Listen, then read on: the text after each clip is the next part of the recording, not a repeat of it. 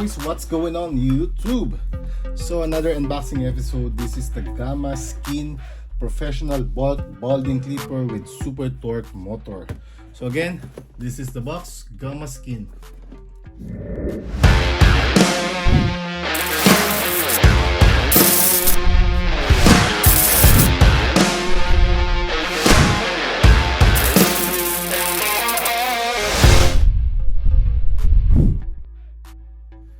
So welcome back again mga kuys. So ito meron tayong bagong clipper na i-unbox ngayon.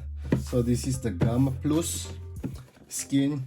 So as you can see, it has a ultra close blade. This is a balding blade just like wall, and it has no lever, of course. Comes with 3 colors: green, yellow, or gold, and a brown or a gunmetal. This clipper was approved by Taylor Cat. Super torque motor. It has a 7,200 RPM.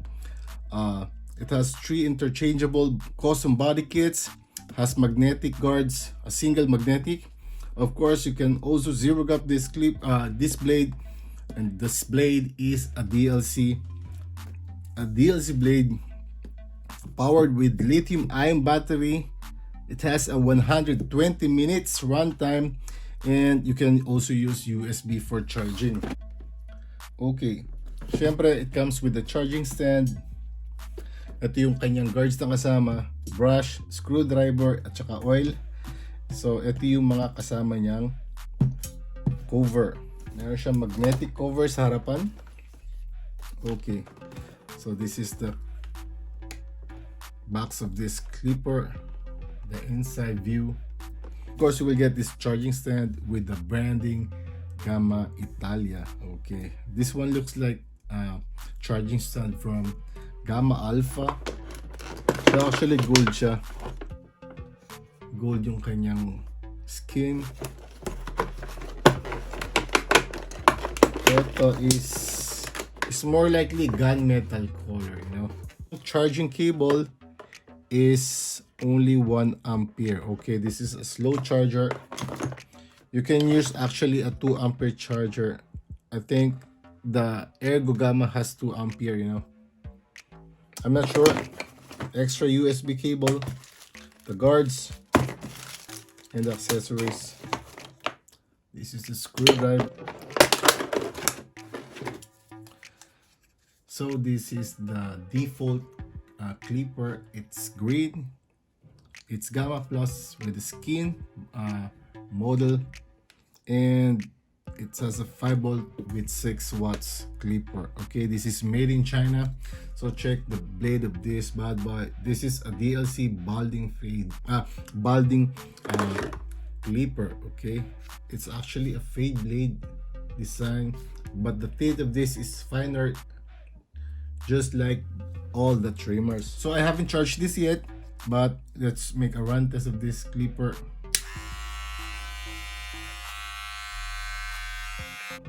Yung tunog niya, hindi siya 7,200. Sounds like 6,500 RPM, but definitely not 7,000 RPM.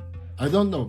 I'm going to charge this one, then I'm going to show you the RPM of this clipper.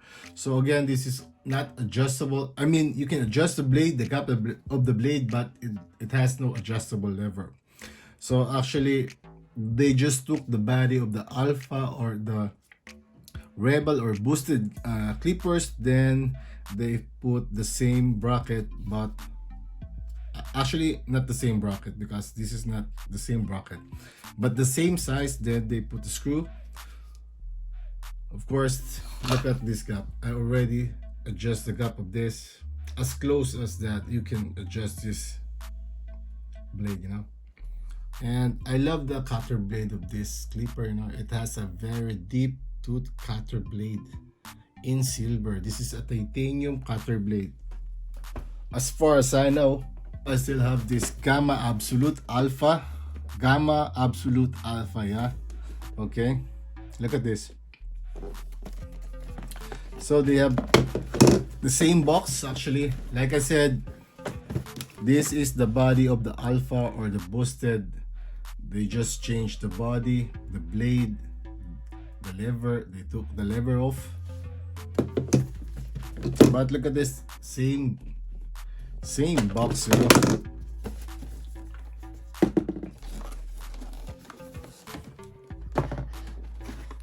I think it's the same. Okay. So Gamma, Alpha, Gamma Boosted, and Gamma Skin is using only one charging stand, you know.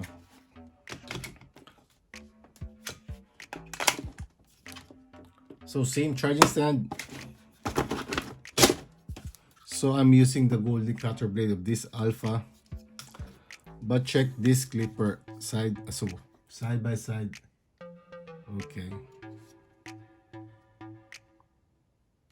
So the switch is already with a part of metal and plastic. This is purely plastic. Okay. So iba yung mga nakasulat, pero the body is parehas lang. Ayan. So same height. Okay. So magkaparehas lang. So actually pwede kong ilagay yung body nito dito kasi parehas lang naman sila. Okay. So charging port, the same.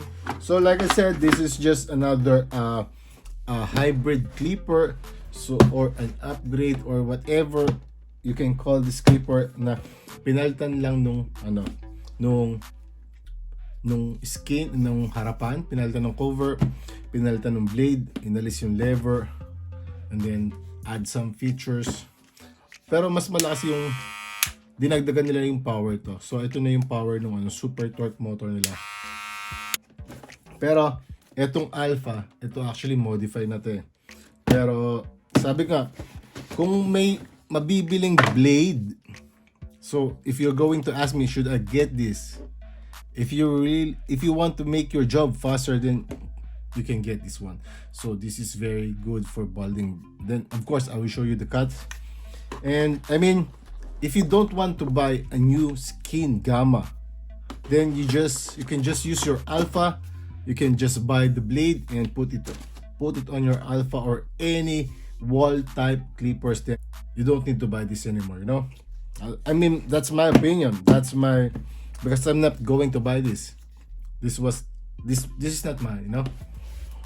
I mean, it's your choice if you want to make a collection.